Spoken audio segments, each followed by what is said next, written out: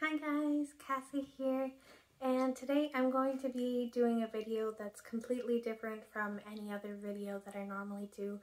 This will be a one-time thing because I'm only going to ever have one hedgehog, and I want to talk about why. So those of you that follow me on Instagram may already know that I owned a hedgehog named Hufflepuff. And I had her for 4 years, and unfortunately last month she passed away. So I've always wanted to do this video because I always thought, you know, if I had known everything that I know now, when I was originally looking at pets to get, I might not have gotten a hedgehog. And I want to be able to give that information to other people. So I decided that I wanted to go ahead and do that. And today I saw a video from one of my favorite YouTubers. I'm going to link it below, where basically he was talking about reptiles, how expensive it is to have reptiles, and the different costs that you don't always factor in when you are purchasing a pet. You don't always think of the bigger picture. And this was incredibly true for hedgehogs. I couldn't have predicted how much Hufflepuff was going to cost me before I went ahead and bought her. At the time when I got her, I was really well established. So I had an apartment, I had a job, everything was going really well. I felt like, okay, I have enough money. I know that I don't want to have the commitment of having a cat or a dog because I knew that even though I had an apartment, I tended to move around quite a bit because, you know, I would just go for better apartments or cheaper apartments, and I knew that I was still in a lifestyle that was fluctuating. So because of that, I didn't want to get a cat or dog because apartments don't always let you have a cat or dog. Plus, I'm slightly allergic to cats, and dogs are just a lot of energy, and I was kind of looking for more of a low energy pet. So I tell you all of this so that you know the context of when I was getting Hufflepuff. I don't want you to think that I went into getting a hedgehog as an impulse buy. I definitely did not. I did plenty of research before I went out and got her. But even if you do all of the research in the world, there's just some things you can't know until you actually experience them. So I want to talk about that. So first is the startup costs. Now, the startup costs were the only costs that I was truly expecting. I knew that I needed to have a cage. I knew I needed to have food for her. I knew I needed to have some sort of bedding. And obviously, I'd have the cost of her herself. So I just kind of want to get into a breakdown of how some of those things cost. So if you don't already know what to expect, you can expect it when you are getting a hedgehog. So the first thing is she was,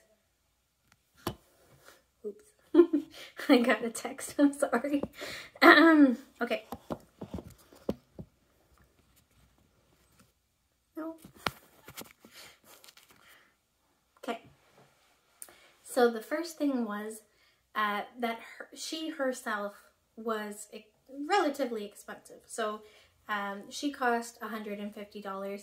Hedgehogs usually will go from anywhere from $100 to $300. Kind of depends on where you are. Are you getting a hedgehog that's being rehomed, or are you getting a hedgehog that is from a breeder? I definitely recommend trying to find a reputable breeder. So I did my research. I found a reputable breeder that was about 45 minutes away from me. And I went ahead and went there. Originally, before I went there, I had it in my mind. I was like, I'm going to get like one of the darker colored hedgehogs. And I knew that I probably wanted a girl, but I wasn't dead set on that. I just kind of wanted to get the hedgehog that kind of spoke to me. And so when I did get Hufflepuff, there were a bunch of babies, and oh my god, hedgehog babies are so cute. They are adorable. So I don't want you to think that I don't like hedgehogs just because I'm never going to get one again. I do love hedgehogs. I don't regret having gotten Hufflepuff, but I learned a lot through the process. So when I went there, I had my pick of the litter because I was one of the first people to contact her. And usually she might reserve a particular hedgehog for you, but because she hadn't done a lot of reservations, that's why I had a little bit of flexibility of choice. So I knew I wanted one, and I told her I was ready, so she had me come over, and I just went over and started picking up the babies, and Hufflepuff was the first baby that when I picked her up, she didn't ball up. So when hedgehogs are stressed, they tend to put themselves into a ball, and she didn't do that, and I was like, okay, this is mine. I'm taking this one. So that's how I ended up choosing Hufflepuff. So first off, right off the bat, $150 for that. And then I had a cage for her, which was way beyond what the requirements were. So the requirements to have a hedgehog are, I think it's like 4 feet by 4 feet. It's quite a large cage. You do need a lot of room for them because they require a big wheel and all of that. I got her a rabbit cage that was ginormous. So you don't have to do that, but even a cage that has the requirements that you would need is usually at least $100. The exception to that is if you have a bin cage. So that's where you have like a plastic bin and you use that. I personally didn't go that route because I knew that I had to have a heating element and I was worried about heat plus plastic. People can do it safely. I don't want to discourage people, but I bought a secondhand cage and I got it for $150. So even without anything else, I had spent $300, which was okay. I perfectly expected all of those expenses. What I didn't necessarily expect was some of the reoccurring costs. So these are things that you can control to a certain extent. Basically, there can be a little bit of debate of whether to put hedgehogs on fleece bedding. Fleece bedding is safe for them because their nails won't get stuck in the bedding. And the great thing about fleece bedding is it is rewashable. Or you can go with paper bedding, and that is also safe for them. And it's not usually too expensive. Like for a big bag from Amazon, I paid maybe $30 for a big bag of paper bedding.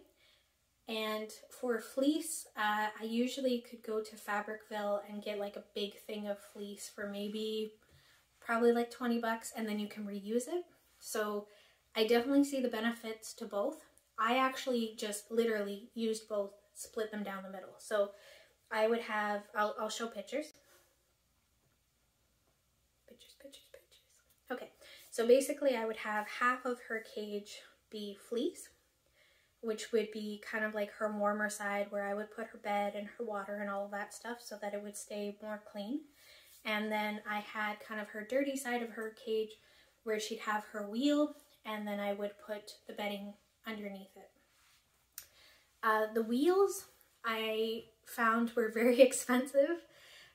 You can get wheels from the store, but the only thing to know with those wheels is that there's a seam along the inside track that sometimes their nails can get stuck in. So it is possible to super glue that seam, and I did do that for one of my wheels because I didn't originally, when I first got Hufflepuff, I didn't have the money to get her the super nice wheel, and I hadn't done that part of things. Like I hadn't figured out where to find one. So I did eventually find a wheel for her, and I think I paid like $100 to get it into Canada. If you are not Canadian, it will not be that much, but for whatever reason, it's called the Carolina Storm Wheel. They don't make them in Canada. I don't know why. They're like custom made by people. I don't know why there hasn't been a Canadian that has done it yet. If there is a Canadian that has done it, I mean, I bought her wheel 4 years ago, so it's not like I've rebought it. you can go ahead and comment below. But in my experience, it was very expensive to get a wheel. If I had known that earlier on, I probably would have bought the wheel before I even bought Hufflepuff. But I didn't do that. So for the first year of her life, she was using the store-bought wheel that I just used some super glue on to make it safer. And switching her over to the safer wheel, it was an ordeal. So the big part of the reoccurring cost was definitely the bedding. I found the $30 bag. I probably went through maybe every 2 to 3 weeks if I spaced it out well enough. But that is something that I had to pay over and over again. The nice bag of cat food was probably about 50 bucks, but you use it the entire year. So that wasn't too bad either. Her toys, I mean, you choose what to put in there. So, you know, you choose how much it's going to cost you. But her hides and stuff, I probably spent at least $15 per hide. And I probably had like 5 or 6 of them that I rotated in between. I had ones for when she was smaller, and then I had ones for when she was fully grown. So I probably spent about that much on that. And then the rest of her decor, I mean, Hufflepuff was spoiled. I went to the dollar store all the time and would pick out toys for her. So you can definitely get them toys on the cheap. But I definitely spent probably like $100 a year on just toys and random stuff and treats. Another reoccurring cost was mealworms. So probably every so often, maybe every 2 months or so, I'd go and buy her some mealworms, and I would just kind of spread them out. You can keep them in the fridge, so they would actually last quite a while. And you shouldn't be feeding mealworms every day. It makes their poops too hard. So I probably gave her mealworms like every 3-ish days or so, like as a nice treat. So, you know, if I could, I would give them to her, and then other times I would just let it go, and I wouldn't let her have more than like 5 at a time because I wouldn't want her to get too constipated. Speaking of constipation, I'm really sorry.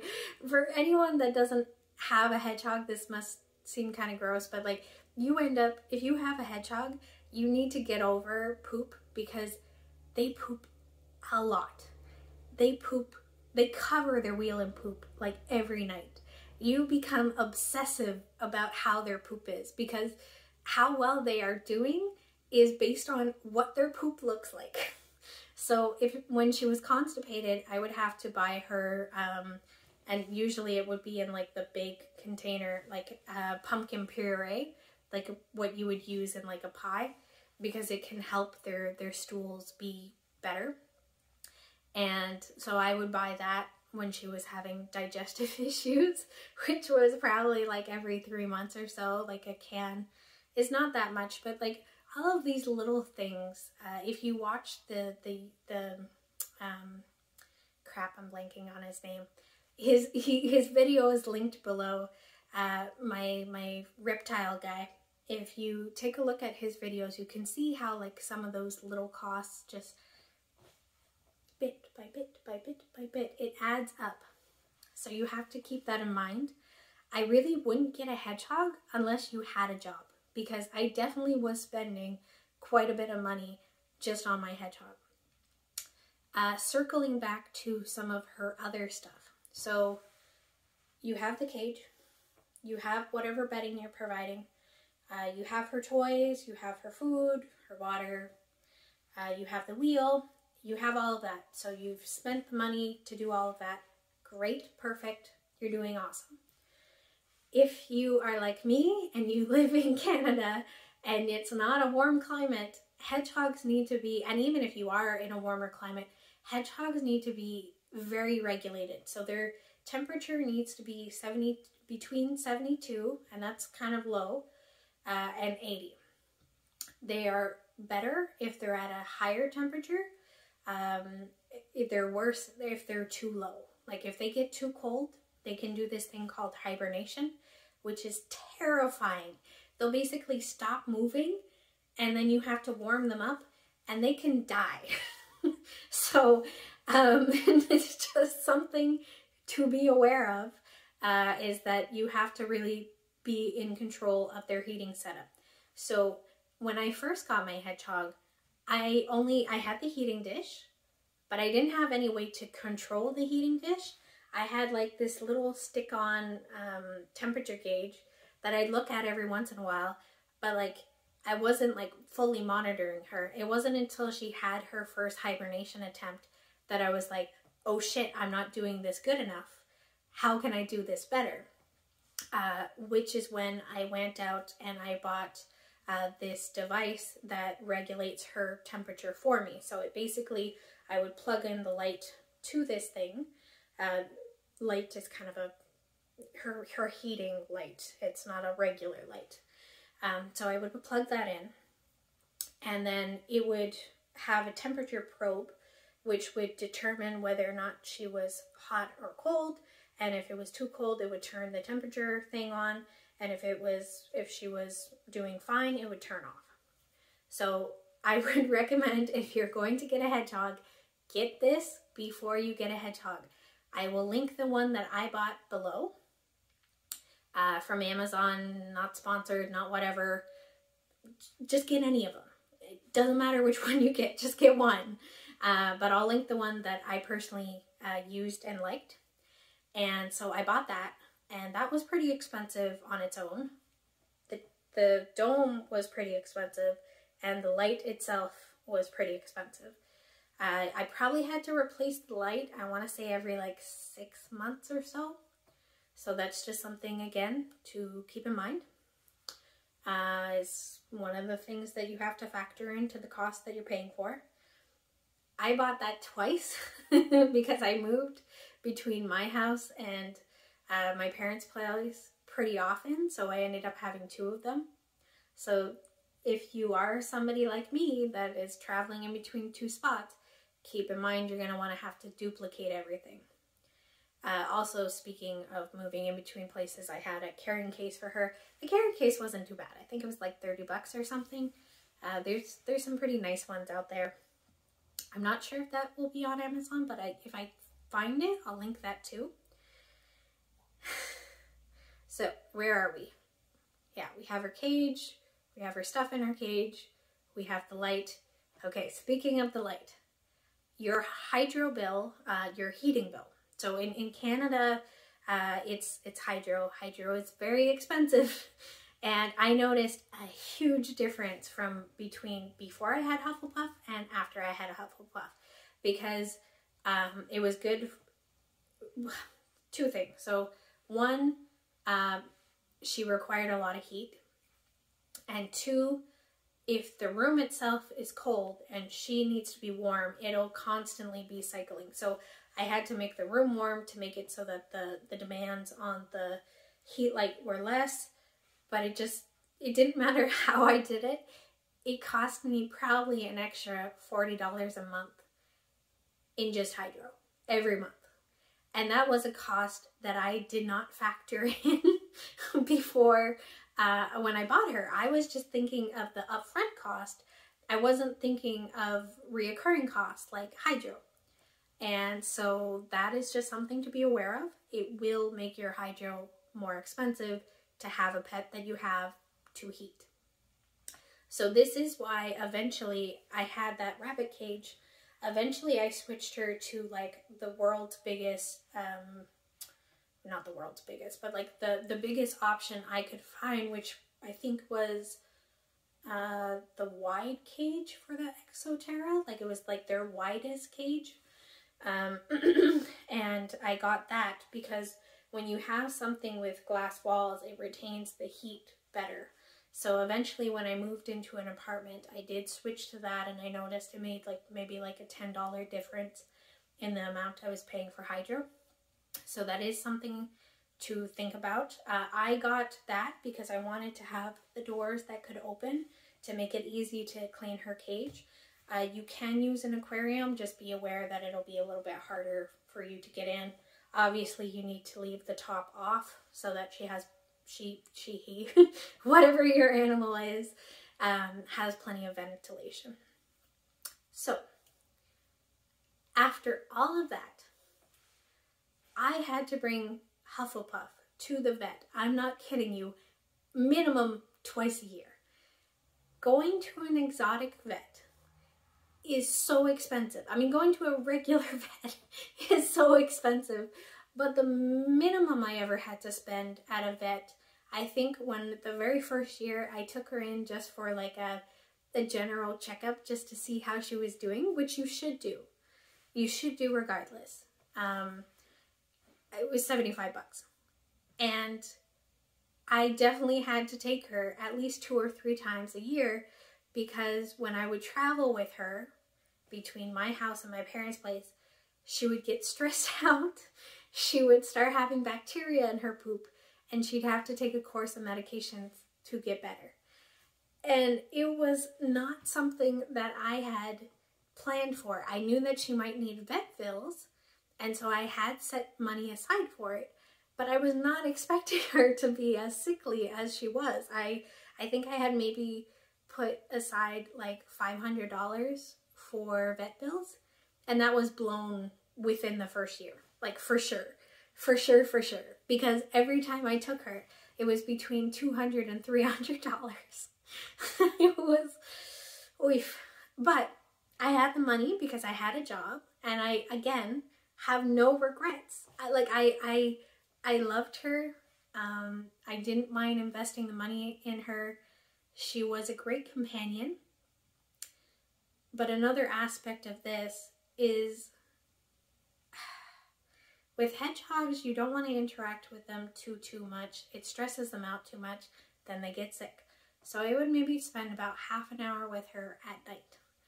And during that time frame, she wasn't always super friendly or super cute. I mean, she was always super cute. Never mind. She was always super cute. But she was never, like, super friendly. It's not like she knew her name. She knew who I was. Like, there was a difference between me handling her versus somebody else handling her. But you could not call her friendly. There was one time where there was an entire week where she was being very passive and almost kind. And I was literally freaking out. I called my mom and I was like, do you think I need to bring her to the vet? She's being nice to me. And I'm like, I think anyone that owns a hedgehog understands this, but it's an aspect of who they are. Like, they're very cute, but they're not very friendly. And as far as hedgehogs go, I actually had a remarkably friendly hedgehog because she didn't often ball all the way up. So in that regard, she was a more curious hedgehog. So when I would take her out and I would put her on the grass, she would interact and she would do stuff. But she still didn't love me. She didn't enjoy being around me. You know, she would tolerate me and she would be curious if I would introduce stuff to her. But that's not the sort of pet that everyone's going to want. And when I was originally looking for a hedgehog, I was looking for something cute, something small, something interesting, which she was. She was all of those things. I wasn't expecting to spend so much money, so she wasn't as cheap as I thought she would be. But I was also looking for companionship, and I can't say that she was really a great companion. I was basically her servant for 4 years, and I loved her so much. I miss her. I do. Yeah, but I will never get a hedgehog again, unless maybe I had a kid that desperately wanted one. Maybe then I would get a hedgehog, but of my own volition, I don't think, given how much it was hard on me for her to be sick. It was hard on me for her not to be friendly. It was, you know, the cost to love ratio was not enough for me to consider doing it a second time. So I'm just saying this for all of the hedgehog owners out there that are thinking, or new to hedgehog owners that are thinking, what am I doing wrong with my baby? No, you're not doing anything wrong. Hedgehogs take a heck of a lot of time to warm up to you, and they don't live very long. They only live about 5 years. My girl only lived 4. They can, between 4 and 5 years, that's their lifespan. Their first year of life, they're probably not gonna like you. So you're maybe getting like a couple years where maybe they sort of like you, but it's not going to be like an animal that really makes a connection with you. Like I can see people with birds where the animal like comes to their name and like is really interactive. That's not what a hedgehog is. They're not super interactive. They're really good for photos. Yeah, that's kind of it. So not to bash hedgehogs out there. If you want to get a hedgehog after listening to this whole thing, awesome.